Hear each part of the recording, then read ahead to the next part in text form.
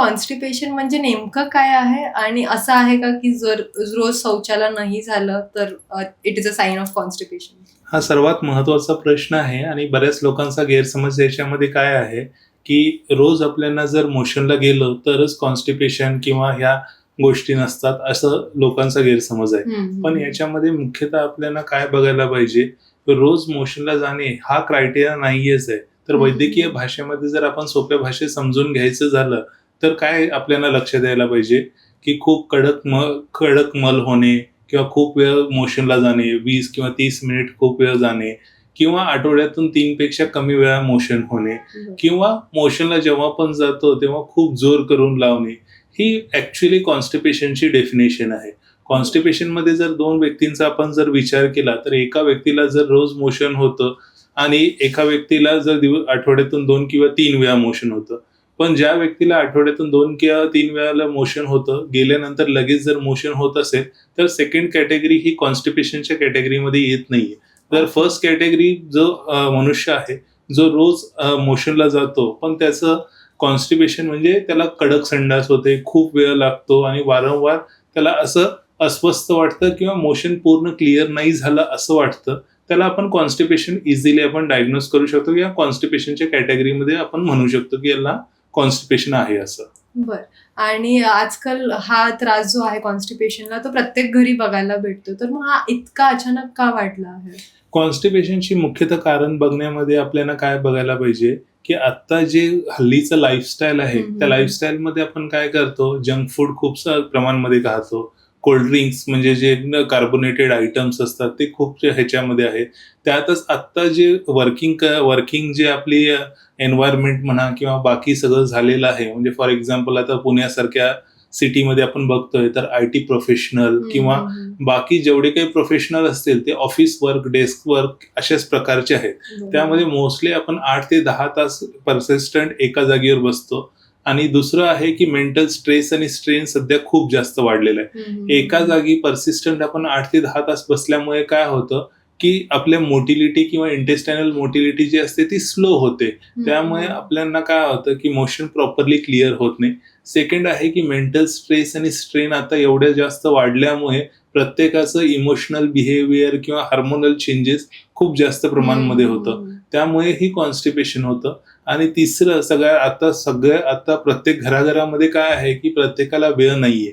त्यामुळे आता जेव्हा पारंपरिक जे आपण अन्न किंवा शिजवलं जात होतं किंवा प्रोसेस हे केलं जातं ते आता न करता आपण काय करतो की प्रोसेस्ड फूड किंवा बाहेरचं आउटसाइड फूड इझिली जे अवेलेबल आहे, पिझ्झा, मॅगी किंवा बर्गर हे यांचं अतिप्रमाणामध्ये सेवन केल्यामुळे काय होतं की त्यांचं पोटामध्ये प्रॉपरली क्लिअर किंवा डायजेशन प्रॉपरली न झाल्यामुळे कॉन्स्टिपेशन होण्याची संभावना खूप जास्त प्रमाणामध्ये वाढते. ह्यांचा ओव्हरऑल इफेक्ट सगळ्या बघितलं तर यंगर जनरेशनमध्ये कॉन्स्टिपेशनचा आजार हा खूप जास्त प्रमाणामध्ये आहे. घरोघरी ते दिसतं. मग सगळीकडेच आपण बघितलं तर मग प्रत्येक घरामध्ये कोणीतरी इंजिनियर असतं किंवा बाहेर जॉब करणारे असतात.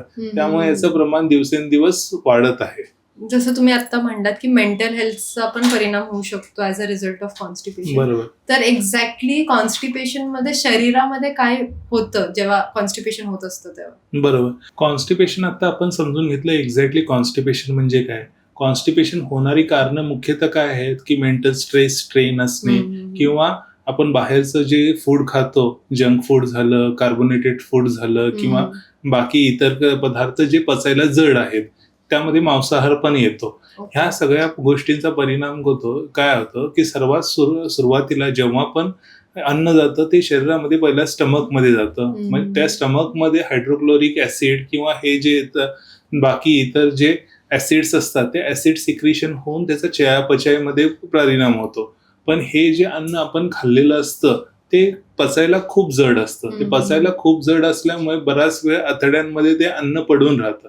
अन्न पडून राहिल्यामुळे बऱ्याच वेळेला काय होतं की आपल्याला ते मोशन करायला हळूहळू त्याच्यामध्ये कडकपणा येत जातो. कसं तर त्यामध्ये जे काही अन्न खाल्लेलं असतं त्याच्यामधला पाण्याचा भाग जो असतो तो आतड्यांमधून शोषला जातो आणि पुढे पुढे ते कडक होत जातं. आणि त्याचाच परिणाम काय होतं, इंटेस्टायनल मोटिलिटी स्लो होते आणि ॲनल कॅनलवर प्रेशर वाढायला लागतं. ॲनल कॅनलवरचे प्रेशर वाढल्यामुळे तिथल्या शिरा डायलेट होतात किंवा तिथे जास्त हार्ड मोशन झाल्यामुळे तिथं चिरा पडतात. मग त्याच्यातूनच उत्पत्ती होते, मग पायल्सची होते, फिशरची होते किंवा इतर अॅनोरेक्टल कुठल्याही डिसीजचे होतं. तर कॉन्स्टिपेशन हा बेस कॉज आहे. त्यामुळे तुमचे हार्मोनल इम्बॅलन्स असतील तर ते बॅलन्स करणे किंवा जे आउटसाइड फूड आहे ते आपण व्यवस्थित खाणे किंवा घरचं अन्न खाणे हे याच्यावरचा उत्तम पर्याय आहे. सो जसं तुम्ही म्हणलात की बाहेरचं खाऊ नये, तर एक्झॅक्ट चांगलं रुटीन काय असेल की ज्याच्यामुळे कॉन्स्टिपेशन होणार नाही? सुरुवातीला आपण काय बघायला पाहिजे, याचे 4 कॅटेगरीमध्ये आपण डिवाइड करायला पाहिजे. फूड म्हणजे आहार, सेकंड आहे की एक्सरसाइज, थर्ड आहे स्लीप आणि फोर्थ आहे की ओव्हरऑल आपलं बिहेवियर किंवा ज्या आपल्या आवश्यक सवयी. मग सगळ्यात पहिल्यांदा जे आपलं फूड आहे, तर फूडमध्ये तुम्हाला काय खायला पाहिजे, जे ग्रीन व्हेजिटेबल्स आहेत. ग्रीन व्हेजिटेबल्स मध्ये मग काकडी, गाजर, सलाड या प्रकारचे फायबर्स तुम्हाला जास्त सेवन करायला पाहिजे. मग त्यातच हिरव्या पालेभाज्या असतील, मेथी असेल, पालक असेल किंवा इतर कोणतेही हिरव्या पालेभाज्या. जेवणामध्ये रोज कोणतंही एक कुठलंही फ्रुट्स, मग ते सफरचंद असेल, पपई असेल, या प्रकारचं फायबर रिच डाएट तुम्ही पहिल्यांदा ठेवायला पाहिजे. सेकंड पॅरामीटर येतो तो तुमचा वॉटर येतो. तुमचं बॉडी जे असतं ते बॉडीसाठी आवश्यक दररोजचं आवश्यकता हे 2 ते 3 लिटर तर मिनिमल वॉटर पाहिजे असतं. त्यामुळे वॉटर इनटेक शुड बी ॲडेक्वेट. आणि थर्ड असतं एक्सरसाइज. डेली तुम्हाला 30 मिनिट तरी एक्सरसाइज करायला पाहिजे. मग ते एक्सरसाइज कोणत्याही स्वरूपाचं असू शकतं, चालणे असू शकतं, रनिंग असतं किंवा कोणत्याही जिममध्ये जाऊन पण तुम्ही करू शकता. आणि चौथं आहे की बिहेवियरल कॅरेक्टर्स. चौथं बिहेवियरल कॅरेक्टर्स म्हणजे काय, सर्वात सुरुवातीला तुम्ही जेव्हा उठल्यानंतर मग थोडंसं ब्रश वगैरे केल्यानंतर थोडंसं कोमट पाणी वगैरे प्यायला पाहिजे की जेणेकरून तुमचं बॉडी थोडंसं रिलॅक्स किंवा हे होईल. त्याच्यानंतर मग तुमचं हे झाल्यानंतर गॅस्ट्रोकोलिक जो रिफ्लेक्स असतो तो गॅस्ट्रोकोलिक रिफ्लेक्स बऱ्याच वेळेला ऍक्टिव्हेट होतो आणि त्याचमुळे मग मोशन होण्याची प्रवृत्ती होते.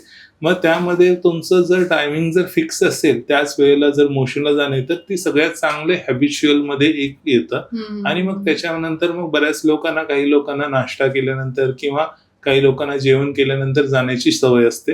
बट युजली असं बघितलं गेलेलं आहे, ज्यांची सवयी प्रॉपरली असतात आणि ज्यांचं एक फिक्स टायमिंग असतं त्यांच्यासाठी ह्या सगळ्या गोष्टी मॅनेज करणे खूप म्हणजे इझिली सगळ्या गोष्टी होऊ शकतात.